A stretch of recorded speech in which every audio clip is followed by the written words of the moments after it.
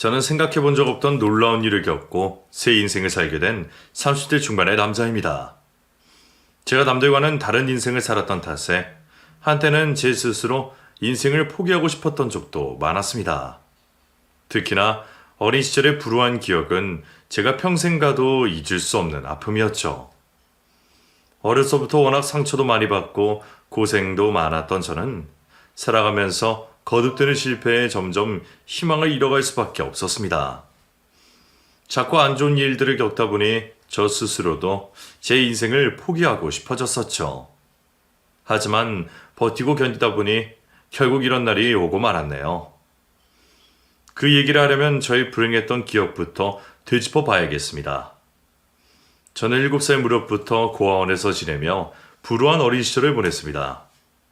버림받은 충격 때문에 고아원에 들어가기 이전의 기억은 거의 없지만 드문드문 떠오르는 기억으로 저는 제가 버려졌다는 걸 확실히 알고 있었습니다.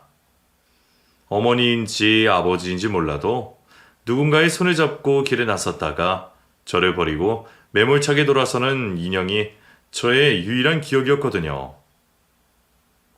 제가 고아원까지 가게 된 것도 전혀 일면식 없던 행인 덕분이었으니 결국 제가 버려졌다는 건 기정사실이나 다름없었습니다. 심지어 저는 남들과 다르게 손등에 이상한 문신까지 그려져 있었는데 그런 특징이 있음에도 부모가 나를 찾지 못했다는 건 찾지 못한 게 아니라 찾지 않은 것이라고 생각을 할 수 있었죠. 그래서 저는 제가 버림받았다는 걸 평생 확신하며 살았습니다. 덕분에 일찍이 희망을 버릴 수 있어서 차라리 다행이다 싶기도 했었네요. 대체 손등에 왜 문신이 새겨져 있는지 뜻도 모를 그 문신이 저는 늘 궁금했었습니다. 문신을 새긴 사람이 부모님이었을 거란 생각에 종종 부모님 떠올리기도 했지만 그 끝은 늘 그리움이 아닌 원망과 불신일 수밖에 없었습니다. 어쩌면 그 문신 때문에 제 인생이 더 꼬여버렸다고 생각했으니까요. 아이 손에 문신 있는 걸 보고 좋아할 사람은 없을 겁니다. 더군다나 그게 고아라면 더더욱 그렇겠죠. 고아원에서 지내면서 입양을 갈 기회도 종종 있었지만 저는 결국 그 문신 때문에 입양을 가지 못했습니다. 제 친부모가 대체 왜 그런 문신이 새긴 건지 몰라 모두들 찝찝했으니까요. 덕분에 저는 고아원을 벗어나지 못하고 후원자도 없이 지내야 했고 결국 만 18세가 되어 혼자 고아원에 퇴소한 뒤로는 끼니 걱정에 배 고르며 더 어려운 삶을 살 수밖에 없었어요. 부모가 나를 버렸다고 생각한 저는 평생 친부모를 원망하면서 늘 외로운 삶을 살 수밖에 없었습니다. 부모가 버린 자식을 사랑해줄 사람이 어디 있을까요? 내가 버림받은 이유가 뭘까 싶어 저 스스로도 그 이유를 제 안에서 찾으며 자책했으니 그런 저를 사랑해줄 사람은 없을 거라 생각했습니다. 그래서 사람들과 가까워지는 법을 몰랐던 저는 늘 날선 반응으로 사람들을 대했고 사람들 또한 고아 출신의 성격까지 모난 제게 편견을 가지며 먼저 다가오는 사람들이 없었어요. 게다가 어려서부터 문신 때문에 괜한 오해를 사기도 하고 미움을 받기도 쉬웠었죠. 그렇게 저는 철저히 혼자였고 늘 외톨이였습니다. 하지만 그걸 누굴 탓할 수가 있겠나요? 얼굴도 모르는 부모를 탓하기도 지겨워졌으니 그저 버려진 순간부터 내 편은 없었던 거라 생각하며 어떻게든 적응하며 살아가는 수밖에 없었죠. 그런 제 인생에도 어느 날 빛이 보이기 시작했습니다. 사람이 죽으라는 법은 없는지 열심히 살다 보니 좋은 기회가 오기도 하더라고요. 어려서부터 여러 일을 전전하던 저는 배운 것은 없었지만 나름 세상을 볼 줄 아는 사람이었습니다.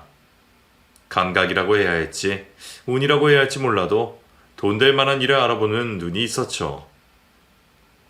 남들이 선뜻하지 않는 일을 하는 게 저희 비법이었어요. 힘들든지 어렵든지 하는 이유로 남들은 쉽게 염두내지 않는 일에 덤벼들다 보니 아무도 하지 않는 일을 시작한 제게 돈이 붙을 수밖에 없었습니다. 덕분에 고생은 많았지만 돈이 벌리는 게 기분이 좋았어요. 그렇게 저는 소자본으로 사업을 시작해서 조금씩 가게를 키워갔고 밥값도 없어서 끼니 걱정하던 제가 외제차까지 타보게 되었죠. 돈이 생기니 주변에 사람이 알아서 붙기 시작하더군요. 늘 외로웠던 저는 저를 찾는 사람들이 반갑기만 했습니다. 그 사람들이 내가 아니라 내 돈을 보고 쫓아오는 줄도 모르고 말이죠. 그런 사람들 중에서 저는 저를 좋다는 여자도 만나게 되었습니다. 고아의 가난한 남자라 결혼은커녕 연애도 포기했던 제게 봄날이 찾아왔다고 생각했죠. 평생 애정 결핍에 시달렸던 탓인지 저는 제게 다정하고 살갑게 구는 그녀가 너무 좋았습니다. 제가 아플 때 챙겨주고 저를 걱정해주는 사람이 있다는 게 정말 눈물 난 만큼 행복한 일이라는 걸 알았어요. 그렇게 저는 그녀와 결혼까지 하게 되었습니다. 착하고 좋은 여자라 생각했기에 저도 결혼을 하며 그 사람과 행복한 미래를 꿈꿀 수밖에 없었어요. 다행히 고아인 저를 받아주신 장인 장모님께도 늘 감사한 마음뿐이었습니다. 결혼까지 했으니 이제는 행복하려나 생각했지만 제게 행복은 쉽게 찾아올 수 있는 일이 아니었습니다. 어렵게 결혼을 했지만 저는 그 안에서도 섞이기 힘든 존재였습니다.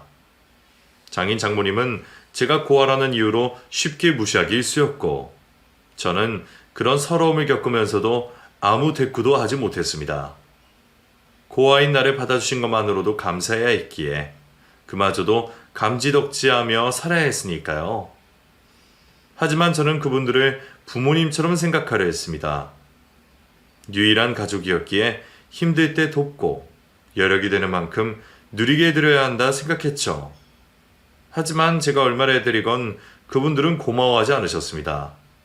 오히려 제가 그렇게 해야 하는 게 아주 당연한 일처럼 생각하곤 하셨죠. 그게 얼마나 비참하고 서러운 일인지 겪어본 사람만 알 수 있을 겁니다. 그럼에도 저는 아내를 사랑했기에 견딜 수 있을 거라 생각했습니다. 장인 장모님은 그러시더라도 나를 선택해준 아내는 제 편을 들어줄 거라 생각을 했죠. 하지만 정다웠던 저희 부부의 관계는 그리 오래가지 않았습니다. 제가 일이 잘 풀릴 때만 하더라도 늘 저를 응원하고 제 편을 들어주던 아내가 상황이 안 좋아지자 돌아서는 건 한순간이었습니다. 집에 생활비를 많이 가져다 주지 못하는 달이면 아내는 늘 저를 버러지 보듯 했습니다. 겨우 이것밖에 안 가져왔느냐며 저를 탓하곤 했었죠. 그럴 때면 저는 고생을 한 만큼 하고도 늘 죄인이어야 했습니다. 당신 계속 이런 식이면 나 곤란해? 결혼할 때는 분명히 나 행복하게 해준다며. 근데 돈이 없이 어떻게 행복해져? 당신이 뭘 착각하나 본데 행복은 결국 돈이야. 돈이 행복이라고. 늘 돈돈거리며 저보다 돈을 더 찾던 아내는 제가 돈을 많이 벌어오기 전에는 아이를 가질 수 없다는 소리까지 했었어요. 지금이야 그런 말을 들으면 기가 막히겠지만 당시에는 그것도 다 제 탓이라 생각했습니다. 내가 모자라고 능력이 없어서 아내가 그런 거라며 모든 일을 제 탓으로 돌렸었죠. 저는 처가 식구들과 아내에게 인정받기 위해 늘 노력했습니다. 그런 제가 식구가 될 수 있는 방법은 성공밖에 없다며 더 열심히 사는 수밖에 없었죠. 하지만 일은 매번 잘 풀리지 않았습니다. 결국 저는 하던 일이 어려워졌고 제가 고난에 빠지자 아내는 결국 저와 이혼을 선언했습니다. 저는 그런 아내에게 면목이 없다며 아내와 순순히 이혼을 해줄 수밖에 없었어요. 어차피 다 말아먹어서 재산 분할해줄 돈도 없었고 그냥 서류에 도장 찍고 갈라서는 게 끝이었네요. 그렇게 이혼까지 한 후 저는 하던 일도 모두 접고 일용직일을 전전할 수밖에 없었습니다. 한번 가져본 사람이 모든 것을 잃게 되는 게 그렇게 힘든 일일 줄은 몰랐네요. 하지만 저는 남들보다 시련을 잘 버티는 사람이었습니다. 부모에게 버림받았을 때부터 고생길이 열려 있었으니까요. 물론 제게도 사업 실패와 이혼은 견디기 어려운 일이었지만 아무리 힘들다고 해도 죽고 싶은 생각이 들 만큼 힘든 일은 아니었습니다. 힘들다고 죽을 생각을 할 거라면 저는 이미 그 전에 세상에 없었을 테니까요. 그렇게 평생 고생하며 그러다 보니 버티는 걸 제일 잘했던 저는 그때도 버틸 수밖에 없었습니다. 세상이 나를 등지고 내 편에 아무도 없더라도 나 자신은 나를 포기하지 말자고 다짐했으니까요. 그게 저의 마지막 남은 자존심이었습니다. 그 후로 저는 다시 바닥부터 시작해보기로 했습니다. 당장 아무것도 없지만 건강한 신체가 있으니 어떻게든 노력하면 일어날 수 있을 거라 생각했어요. 그래서 저는 낮에는 공사판에서 노가다 일을 하고 저녁에는 자전거를 타고 음식 배달 일을 다니며 아등바등 살아내게 되었습니다. 그날도 저는 자전거 뒤편에 음식을 싣고 열심히 배달을 가는 중이었습니다. 식기 전에 가려다 보니 부지런히 페달을 밟아야 했죠. 그런데 그때 갑자기 제가 달리는 도로 위에 코너를 도는 차 한 대가 돌진해 왔습니다.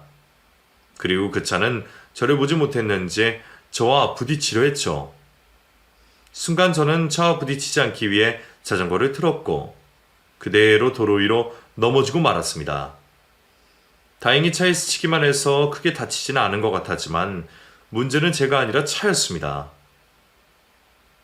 1억이 넘는 고급 승용차에 스트레치가 났으니 이걸 어떻게 해야 하나 싶어 심장이 쿵 떨어지더군요. 아니나 다를까 곧장 운전석에서 사람이 내렸고 그 사람은 저를 향해 달려와 난리를 치기 시작했습니다. 이게 뭐야? 당신, 넌 어디다 두고 다니는 거야? 왜 도로에서 자전거를 타고 난리야? 죄송합니다. 죄송하다고 하면 다야? 이 차에 스크래치라도 났으면 어쩔 거야? 아니, 여기 긁혔네. 아이씨, 이게 얼마짜리 차인 줄 알아? 당신, 이거 어떻게 할 거야? 죄송합니다. 애초에 제 잘못이 아니었지만 그때는 죄송하다는 말밖에 할 수 없었습니다. 죄송하다고 하면 다야? 보안이 배달의 남을 먹고 사는 놈 같은데 너 이거 변상할 돈이나 있어? 이 자식아? 그런데 그 사람은 그런 저의 사과를 무시하며 심지어 구둣발로 제 정강이까지 걷어차기까지 했습니다. 다리를 걷어차인 저는 바닥에 나동갈을 질 수밖에 없었죠. 그리고 그때 차 안에 계시던 누군가가 나오셨습니다. 저를 나무라면 난리를 치던 사람이 그분을 보고 회장님이라고 깍듯이 대하더군요. 아니 회장님, 안에 계시지 왜 나오셨어요? 제가 금방 해결할 테니 안에 들어가 계세요. 제가 다 알아서 하겠습니다. 김비서, 자네 대체 왜 이러나? 자네가 실수해서 그런 거 가지고 왜 엄한 사람을 탓해? 그리고 사람이 넘어졌으면 차가 망가졌는지 신경 쓸 게 아니라 사람이 괜찮은지 확인을 해야지. 사람이 왜 그래? 아이고, 이거 미안하게 됐습니다. 젊은 사람이 많이 놀랐겠구만. 넘어지면서 어디 다친 곳은 없어요? 여기 내 손 잡고 일어나 보겠어요. 비서라는 사람과 달리 회장님은 좋으신 분 같았습니다. 남들 눈을 의식해서 그런다고 하기에는 넘어지면 음식을 뒤집어 쓰게 되어 엉망이 되어 있는 저를 거리낌 없이 일으켜 세워주시는 게 가식 같아 보이진 않았거든요. 그래서 저도 저를 일으켜 주시려는 그분 손을 덥석 잡게 되었습니다. 몸을 조심스럽게 움직여가며 확인해봤지만 다행히 크게 다친 곳은 없어 보였어요. 음식을 다 엎어버린 게 더 큰 문제였죠. 그런데 제 손을 잡으신 그 회장님이 갑자기 놀라시며 제 손등을 들여다보시는 겁니다. 이거 자네 손등에 이 문신 직접 새긴 건가? 예? 아니요. 어릴 적부터 있었던 건데 왜 그러시죠? 여태 제 손을 보고 혀를 차거나 사정을 궁금해하는 사람들은 많았지만 그렇게 놀라워하는 반응은 저도 처음이었습니다. 그러한 반응을 보니 단순히 남의 손에 문신이 궁금해서 물으시는 건 아니라는 생각이 들었죠. 왜 그러세요? 이 문신을 혹시 보신 적이 있으신가요? 자네, 혹시 7살 때 부모를 잃어버렸나? 부모님이 살아 계셔? 사실 어릴 적 기억이 잘 없긴 하지만 제가 그 무렵에 고아원에 들어가긴 했습니다. 근데 잃어버린 건 아니고 버려졌을 거예요. 그런데 왜 그러시죠? 어이구 세상에, 네가 정말 정원이냐? 네가 정말 정원이야? 고아원에서 자랐다는 얘기에 그 회장님은 제가 처음 듣는 이름을 얘기하시며 갑자기 저를 끌어안으셨습니다. 무슨 일인지 몰라 어리둥절하던 저는 그 와중에도 회장님의 비싼 옷에 더러운 음식물이 묻는 것이 더 걱정이었죠. 왜 이러는지 모르지만 나중에 차 수리비에 세탁비까지 갚아야 하는 게 아닌가 싶었거든요. 왜 그러세요? 저는 정훈이란 이름 모릅니다. 아니야. 이 손등의 문신은 내가 아는 한 정훈이 너 하나밖에 없어. 내가 너를 얼마나 찾아다녔는지 아니? 세상에 어떻게 이렇게 다시 만날 수가 있어? 이건 정말 기적이야. 그렇게 말씀하신 회장님께서는 그 자리에서 저를 끌어안고 한참 동안 오해를 하셨습니다. 목 놓아 울부짖는 그 모습에 저도 왠지 마음이 아려왔지만 그때까지도 저는 그분이 찾으시는 사람이 제가 아닐 거라 생각하고 있었어요. 저는 정원이라는 이름을 들어본 적도 없고 제 부모님은 저를 버렸던 게 확실하다 생각하고 있었기 때문이죠. 게다가 얼굴도 기억 안 나는 아버지가 고급차에 비서가 모시는 회장님일 거란 생각은 해본 적도 없었고 그런 드라마 같은 일이 제 인생에 일어나는 건 당연히 말도 안 되는 것이라 생각했습니다. 처음에는 사기꾼들인가 싶기도 했지만 그건 아닌 것 같았어요. 그렇게 서럽게 우시는 걸 보니 회장님께 잃어버린 자식이 있기는 한 것 같더라고요. 하지만 그분은 여태 자식을 그리워하고 찾으셨던 것 같은데 나는 누군가 나를 찾아온 적도 없었으니 비슷한 사연의 누군가를 착각했지 않을까 싶었죠. 그런데도 그 회장님은 무슨 생각이신지 저를 직접 집까지 데리고 가셨습니다. 아니, 정말 제가 아니면 어쩌려고 그러세요? 너는 내 아들 정훈이가 맞다니까 그래. 내가 설마 아들 얼굴도 못 알아보겠니? 우선 집에 가서 얘기를 좀 해보자. 내가 너한테 들려줄 이야기가 아주 많구나. 결국 저는 정말 제 아버지인지 아닌지도 모르는 그 회장님을 따라 의리의리한 회장님의 저택에 가게 되었습니다. 그때까지도 저는 솔직히 아닐 거라는 생각이 더 많았지만 내가 언제 이렇게 좋은지 구경을 해보기나 할까 싶어서 더 마다하지 않았죠. 덕분에 따뜻한 욕실에서 목욕도 하고 내가 평생 가져본 옷들과 비교도 안 되게 좋아 보이는 새 옷도 걸쳐봤습니다. 그 집의 따뜻한 온기와 저를 보며 웃어주시는 회장님의 온화한 미소로 인해 저는 내가 혹시 아까 사고로 죽거나 혼수 상태에 빠져 헛것을 보고 있는가 싶은 생각마저 들었어요. 꿈이라면 깨고 싶지 않을 정도였지만 저도 제가 모르는 저의 과거가 무척 궁금할 수밖에 없었습니다. 일단 무슨 일인지는 몰라도 환대해 주셔서 감사합니다. 하지만 솔직히 제가 찾으시는 분이 맞는지 모르겠네요. 유전자 검사가 나오면 확실해지겠죠? 그래, 너도 네 눈으로 확인을 해야 믿을 수 있겠지. 하루 이틀이면 결과가 나온다니 조금만 기다려보자꾸나. 나야 20년이 넘는 세월을 기다렸는데 겨울 이틀을 못 기다리겠니? 그럼 저는 그때까지 여기서 지내는 건가요? 다른 가족들은 안 계시나요? 저희 어머니는 돌아가셨나요? 집이 텅 비어있던 것이 마음에 걸려 회장님께 다른 식구들의 소식을 물은 저는 제 어머니가 이미 오래전 돌아가셨다는 걸 알게 되었습니다. 사실 네 주모는 내가 너를 잃어버리기 전에 죽었단다. 그 뒤에 엄마랑 단 둘이 살던 너를 내가 데려왔었지. 너를 대신 기르던 새어머니는 지금 여행 중이라 곧 돌아오면 만날 수 있을 거야. 나도 너무 놀라서 아직 소식을 알리지 못했거든. 곧 돌아오면 만날 테니 굳이 미리 알릴 필요는 없겠지. 그나저나 나도 지금 이게 현실인지 믿고 싶구나. 내가 죽기 전에 너를 다시 만나게 될 줄은 몰랐는데 말이다. 회장님은 말씀을 하시다 다시 울컥하시는지 한동안 말을 잇지 못하셨습니다. 그리고 저는 조금은 진정되신 회장님께 제가 몰랐던 과거의 사연에 대해 들을 수 있었죠. 정훈이 너는 기억을 못한다고 하지만 나는 네 손등의 문신을 똑똑히 기억하고 있단다. 내가 그 기억은 죽기 직전까지 잊어버릴 수 없지. 그 문신은 너희 엄마가 네 손등에 새겨놓은 문신이란다. 어떻게 엄마가 자식 손에 그런 짓을 할까 싶었겠지만 너희 엄마로서는 그 방법이 최선이었겠지. 너를 다시는 잊어버리지 않겠다고 손에 문신까지 새겨놨는데 내가 너를 잃어버렸으니 내가 그 사람 볼 면목이 어디 있겠니?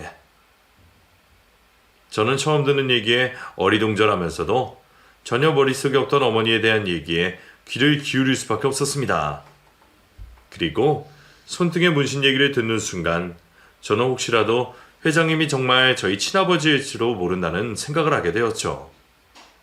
그렇게 저는 두 분의 오래전 이야기를 듣게 되었습니다. 저를 낳아주신 어머니와 아버지는 서로를 사랑하는 연인 사이였습니다. 진지한 관계를 맺으며 결혼까지 약속했지만 두 분의 약속은 결국 이루어질 수 없었어요. 부잣집 아들인 아버지의 집안에서 가난한 집딸인 저희 어머니를 허락하지 않으셨으니까요. 처음부터 반대를 예상했기에 나도 어떻게든 부모님을 설득하려고 했지만 절대로 고집을 꺾지 않으시더구나. 내가 죽겠다고 그 난리를 피우는데도 정말 눈 하나 깜짝 안 하셨지. 그래서 나 대신 너희 엄마를 단념시킨다며 우리 부모님이 그 사람을 참 많이도 괴롭혔어. 죄 없는 사람을 못 살게 집요하게 괴롭히시는 거 보면 나도 우리 부모님이지만 정말 너무하다 싶더구나.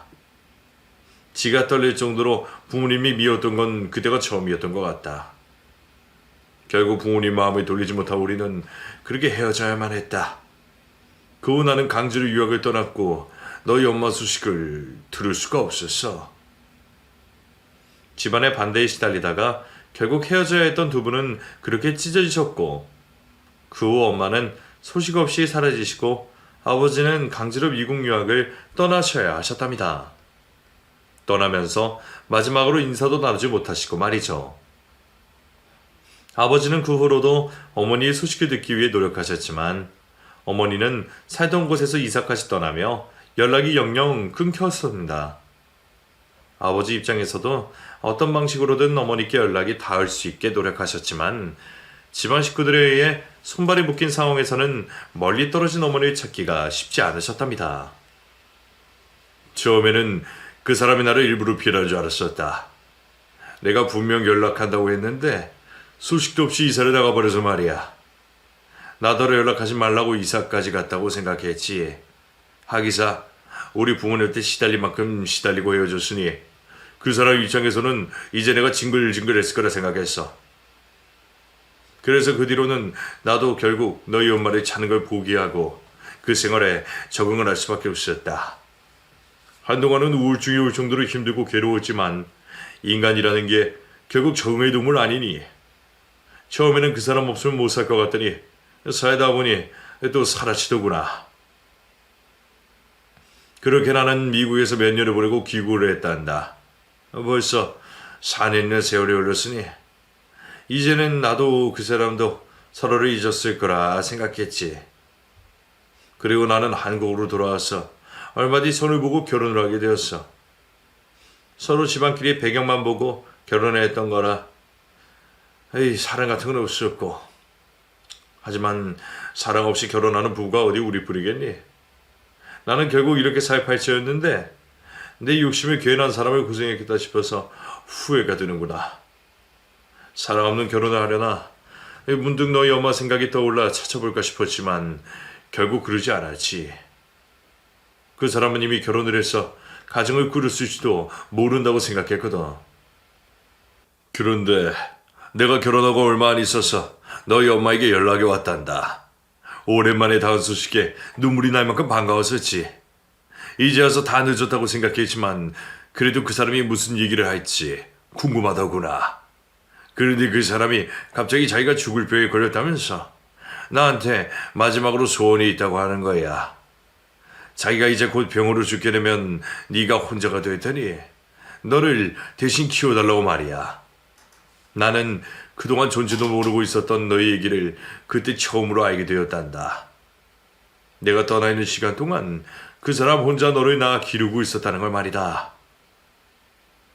두 분이 헤어지고 아버지가 유학을 떠난 뒤에 어머니는 당신이 홀몸이 아니라는 걸 아셨답니다. 두 분이 헤어질 때 이미 제가 어머니 뱃속에 있었던 거죠. 하지만 이미 아버지는 떠나버렸고 그 집에서는 극심하게 반대를 했던 탓에 어머니는 누구에게도 알리지 못하고 혼자 저를 낳으셔야만 했습니다. 혹시나 어머니의 임신 소식을 알게 된 아버지 집안에서 해코지를 당할까 두려워 아무도 모르는 곳으로 이사까지 가셔서 말이죠. 고아이셨던 어머니는 도움을 받을 친정도 없이 혼자 출산을 하셨고 그 후로 미혼모가 되어 혼자 어렵게 저를 키우셨습니다. 첫사랑과 헤어지고도 그 사람의 아이는 지키려 했던 어머니셨죠. 하지만 끝까지 지켜지는 비밀은 없는 건지 아버지의 집안에서 저의 존재를 알게 되셨답니다. 그동안 그쪽에 사람을 붙여놓으셨는지 모르겠다. 어쨌든 뭘 어떻게 하셨는지 몰라도 우리 부모님이 너의 존재를 알게 되셨단다. 그 사람은 고아의 가난한 여자라고 반대를 하셨지만 그 여자가 낳은 아이는 우리 집안 피출이라고 생각하셨는지 너를 데려와야 하겠다고 생각하셨나 보더구나. 하지만 너희 엄마 역시 아이를 내어줄 생각이 없었고 어느 날 우리 집에서 너를 납치하듯 데려갔었던 모양이야. 나도 나중에서는 알게 되었지만 네가 한 살 무렵에 이 집에서 한 달 정도 살았나 보더구나. 그렇다고 너희 엄마가 너를 뺏기고 가만히 있을 사람이 아니거든. 어떻게든 다시 너를 찾아서 데려갔고 그 후로는 완전히 감쪽같이 사라져버렸다 했어. 아마 당신은 우리 집 식구들이 못 찾을 곳으로 도망을 갔겠지. 나중에 너희 엄마가 나한테 말하기로는 그 문신은 그때 생겨놓은 문신이라고 하더구나. 워낙 어릴 때 너를 잃어버릴 뻔했으니 혹시 또 그런 일이 생기면 다시 찾을 수 있게 지워지지 않는 흔적을 남겨놓았던 것이야. 자신과 내가 알아볼 수 있는 문신을. 제 손등에 평생 새겨져 있던 문신의 의미에 대해 처음 알게 된 저는 놀라우면서도 큰 충격을 받을 수밖에 없었습니다. 저를 낳아주신 부모님에게 그런 애절한 사연이 있었고 저의 출생에 그런 비밀이 있는 줄은 한 번도 생각해 본 적이 없었습니다. 그냥 부모에게 버려졌던 재수없는 팔자라고 생각했었죠.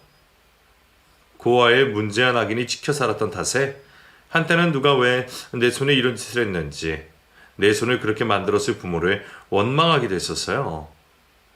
하지만 그럴 수밖에 없었던 이유를 알고 나니 기억도 나지 않은 어머니에 대한 그리움과 안타까움이 몰려들 수밖에 없었습니다.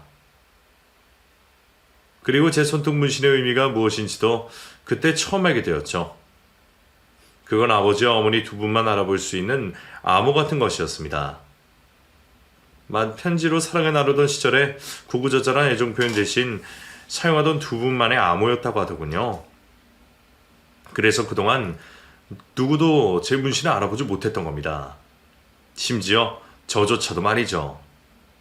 저를 잃어버리더라도 다시 찾기 위해 문신을 새겼을 어머니는 아마 꼭 자신이 아니더라도 아버지가 저를 다시 찾아내기 바라셨는지도 모르겠습니다. 제가 이렇게 아버지를 다시 만난 건 역시 다른 손등의 문신 때문이었으니까요. 자식 몸에 문신을 새겨가면서까지 자식을 잃고 싶지 않았을 어머니의 심정을 생각하면 저는 기억도 나지 않는 어머니가 너무 그리운 심정이었습니다. 그 속이 어땠을지, 그게 참 사랑이지 않을까 싶었죠. 하지만 저를 그렇게 사랑하시던 어머니는 제가 자라는 걸 보지 못하고 돌아가셨습니다. 암이었다고 하셨어요. 요즘이야 암이 불치병이 아니지만 그 당시에는 암을 일찍 발견하기도 어렵고 암 치료가 쉽지도 않았을 겁니다. 더군다나 어려운 형편에 혼자 자식을 키우셨던 어머니가 비싼 병원 일을 감당하기도 어려우셨겠죠. 결국 어머니는 저를 두고 떠나셔야만 했고 아버지는 저를 데려가게 되셨습니다.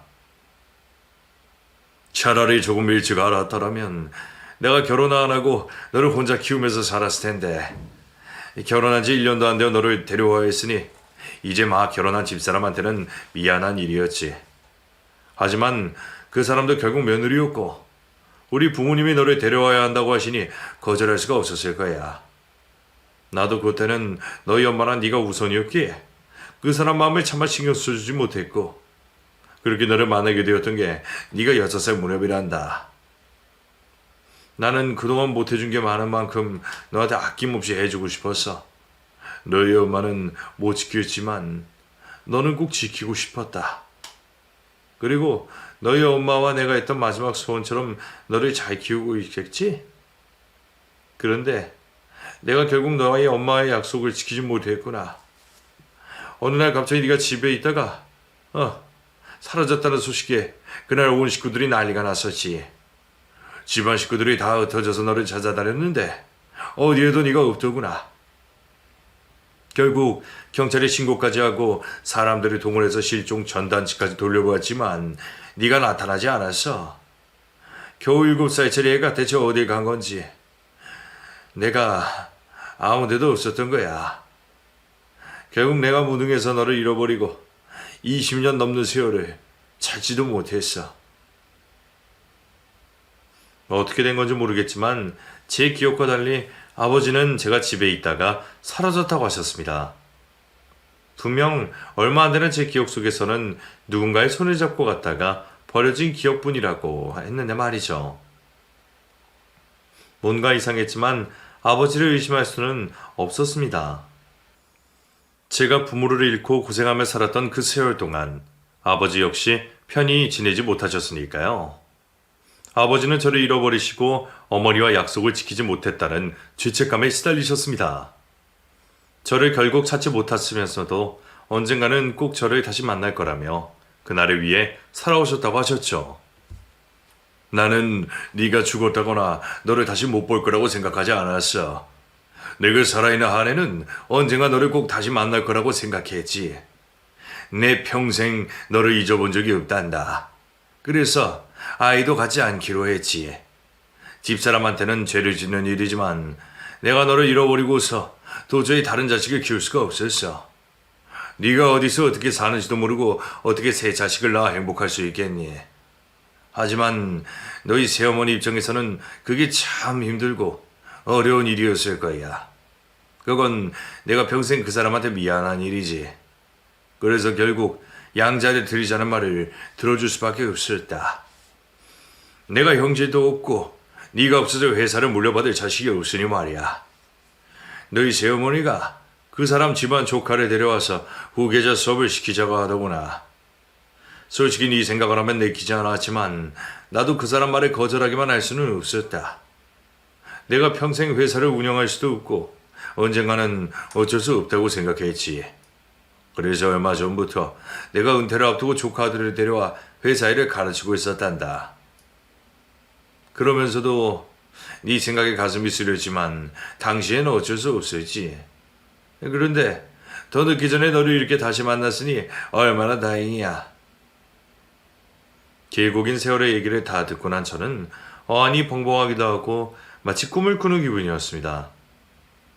그동안 버림받고 쓸모없는 존재라 생각했던 저를 애타게 찾아다니고 걱정하는 사람이 있었다는 사실에 제가 살아온 인생이 송두리째 흔들리는 기분이었죠. 그리고 이제는 정말 제가 아버지의 아들이 맞다는 사실을 받아들일 수밖에 없었습니다. 검사 결과를 기다리는 이틀 동안 아버지와 단둘이 못다한 이야기를 나누고 부자간의 정을 나눌 수 있었어요. 정말 피가 당기는 게 있는지 그 짧은 시간에도 뭔가 끈끈해지는 기분이었죠. 그리고 검사 결과는 당연히 친자 일치였습니다. 25년 만에 아버지를 찾았다니 저는 더 이상 바랄 게 없을 것만 같았습니다. 그런데 심지어 그 아버지가 회장님이라니 이제는 제 고생도 다 끝났다는 생각이 들더군요. 너무 서러운 세월이었어요. 얼마나 많은 고생을 하고 상처를 받았는지 모릅니다. 이제 곧 새어머니를 만나게 되면 온 가족이 모여 그동안의 서러움을 풀어낼 수 있을 거라 생각했습니다. 얼마 뒤 새어머니가 여행에서 돌아오셨고 아버지는 그분께 저를 소개해 주셨습니다. 저를 잃어버리기 전까지 겨우 1년간 같이 지냈다고 하지만 저를 친어머니처럼 챙겨주셨다니 새어머니도 저를 반기실 거라 생각했죠. 새어머니는 저를 보며 깜짝 놀라고 계셨습니다. 반가움이 아니라 마치 귀신을 본 것처럼 말이죠. 그게 무슨 말이에요? 이 사람이 누구라고? 당신 왜 그렇게 놀라? 우리 정은이 찾았다니까. 그럴 리가. 걔는 죽었잖아. 당신 확실히 알아본 거 맞아요? 죽었다니 무슨 소리야? 정훈이를 못 찾긴 했지만 나는 정훈이가 죽었다고 생각해 본 적이 없는데. 그리고 여기 손등을 보면 확실하지 않아? 진짜야? 쟤랑 유전자 검사는 해보고 말하는 거냐고. 당연하지. 내가 설마 그 정도 확인도 안 했으려고. 근데 당신은 정훈이가 돌아온 게 반갑지도 않아? 놀라움을 넘어 못 볼 꼴을 본 것처럼 날선 새어머니의 반응에 아버지는 속상한 듯 하셨습니다. 친자식이 아니니 반감은 없을지 모르지만 그래도 잠시나마 한 식구로 살았던 사이에 너무하다 싶더군요. 그런데 그런 새어머니를 자세히 들여다본 저는 갑자기 머리가 깨질 듯 아파왔습니다. 그리고 불현듯 잊고 있던 옛 기억이 떠오르고 말았죠. 당신이었어. 나를 집에서 끌고 나가서 버렸던 게 바로 당신이었어. 나를 호숫가에 데려가서 던져버렸던 게 바로 당신이었다고. 저는 저를 일부러 버렸던 새어머니가 기억났습니다. 새어머니 때문에 물에 빠져서 겨우 목숨을 건졌던 것이 생생히 떠오르고 있었죠. 그게 무슨 말이냐, 정훈아. 이 사람이 그랬다고? 당신, 이 말이 진짜야? 당신이 그런 거야? 무슨 소리야? 당신은 평생 같이 산 내 말보다 제 말을 믿어? 당신 모르겠어? 쟤 우리 갈라놓으려고 작정하고 나타난 거야. 당신이야말로 거짓말하지 마. 나 다 기억났어. 당신이 나를 얼마나 미워했는지, 얼마나 죽이고 싶어 했는지. 당신 아버지가 없을 때마다 나더러 우리 엄마 따라가라며 나한테 죽으라고 저주했었잖아. 그리고는 결국 한겨울에 호수에 빠뜨려 죽이려고 했지. 내가 당신 때문에 무슨 고생을 하며 살았는지 알아? 그건 제 말에 부정하지 못하는 그 여자의 반응에 아버지는 큰 충격을 받으신 듯 했습니다. 그래도 반평생을 그 여자를 아내로 믿고 살아오셨을 텐데 그런 여자가 자기 자식을 죽이려 했다는 게 아버지도 믿기 어려우셨겠죠. 당신이 어떻게 그럴 수가 있어? 내가 그동안 정훈을 잃고 얼마나 힘들었는지 뻔히 봤으면서 나는 그것도 모르고 오히려 당신을 불쌍히 여기면서 살았는데 당신 대체 왜 그랬어? 그 어린애가 무슨 잘못이 있다고 그런 짓을 했어? 저도 정말 알고 싶었습니다. 대체 어떤 억하 심정이 있으면 그런 짓을 할 수 있는지 말이에요. 하지만 그 여자는 아직도 자기의 잘못을 모르는 듯 적반하장으로 나왔습니다. 정말 그거 몰라서 물어? 그럼 당신은 내가 다른 여자가 낳은 자식을 순순히 키울 거라 생각했어? 내가 뭐 때문에 그렇겠어?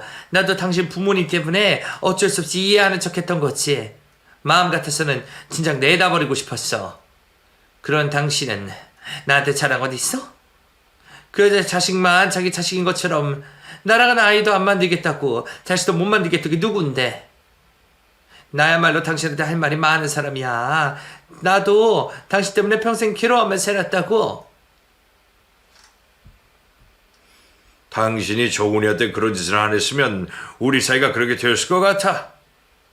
그런 일이 없었으면 우리도 행복할 수 있었잖아. 애초에 당신이 정훈이를 이해하고 품었더라면 나는 평생 당신한테 고마워하고 미안하며 살았을 거야. 그럴 거면 차라리 처음부터 솔직하게 말을 하지 그랬어. 나한테 다른 방법이라도 찾아오라 말을 하지. 왜 이 불쌍한 애를 그렇게까지 했어? 새어머니의 뻔뻔함에 고함을 지르시던 아버지는 믿었던 이에 대한 배신과 충격으로 결국 쓰러지고 마셨습니다. 하지만 그 여자는 자기 때문에 쓰러진 아버지를 보고도 아무렇지 않아 하더군요. 그 후 그 여자는 집을 나가버렸고 아버지는 입원 치료를 받으셔야 했습니다. 다행히 혈압 때문에 쓰러지신 거지 다른 큰 이상은 없었어요. 하지만 저는 충격으로 쓰러져 기력 없이 누워 계신 아버지를 보고 있는 게 너무 힘들었습니다. 제 잘못이 아님에도 저의 존재가 아버지에게는 짐이 되는 게 아닌가 싶은 생각에 괜한 죄책감을 떨칠 수가 없었죠. 하지만 그럴수록 제가 아버지께 잘해야겠다는 생각이 들더군요. 이제 아버지 곁에 남은 것은 저밖에 없다는 생각에 저는 혼자가 되신 아버지의 곁을 끝까지 지켜드릴 수밖에 없었습니다. 다행히 금방 회복하신 아버지는 그 후로 곧장 새어머니와 이혼 소송을 시작하셨습니다. 이미 두 분 사이의 용서와 신뢰는 있을 수 없기에 당연한 선택이셨겠죠. 그렇다고 해서 아버지는 그 여자를 벌 주거나 보복하려 하지 않으셨습니다. 그 사람이 씻을 수 없는 잘못을 저지른 건 맞지만 그게 어떻게 그 사람 맛에 탓이겠니? 가장 큰 죄인은 결국 나 아니겠냐? 너희 엄마를 지키지 못하고 그 여자를 그렇게 만든 것도 전부 내 탓이고 우리 부모님 잘못이니 그건 내가 평생 짊어져야 할 업보라 생각한다. 그나마 너를 다시 만났으니 나는 이제 더 바랄 것도 없어. 그런 아버지는 그 후 제게 회사 일을 가르치셨습니다. 저도 그런 아버지의 뜻을 잇기 위해 뒤늦게 대학 과정을 밟으며 열심히 노력하고 있네요. 그래도 제가 그동안 제 사업 꾸리면서 배웠던 게 있는 건지 영 감각이 없는지는 아는 듯하네요. 그래도 괜히 낙하산 소리 듣지 않으려면 더 열심히 살아야겠죠. 이 일이 얼마나 힘들지 모르겠지만 이미 산전수전 다 겪어본 제가 견디지 못할 일이 뭐가 있을까 싶네요. 그래서 최대한 제가 할 수 있는 한은 노력하고 있습니다. 그리고 앞으로는 제가 아버지를 지켜드리며 아버지의 노후를 보살펴드리려 합니다. 그동안 함께하지 못했던 시간들을 보상하기 위해서라도 앞으로는 아버지와 좋은 추억들을 많이 쌓아야겠다 싶어요. 할 수만 있다면 좋은 사람을 만나서 손주도 안겨드리고 싶고 제가 떳떳하게 잘 사는 모습을 보여드리고 싶네요. 덕분에 저도 갑자기 없던 꿈이 생기는 기분입니다. 그리고 아버지가 좋은 시간을 보내시다가 편안한 마음으로 어머니 곁으로 가시기를 바랍니다.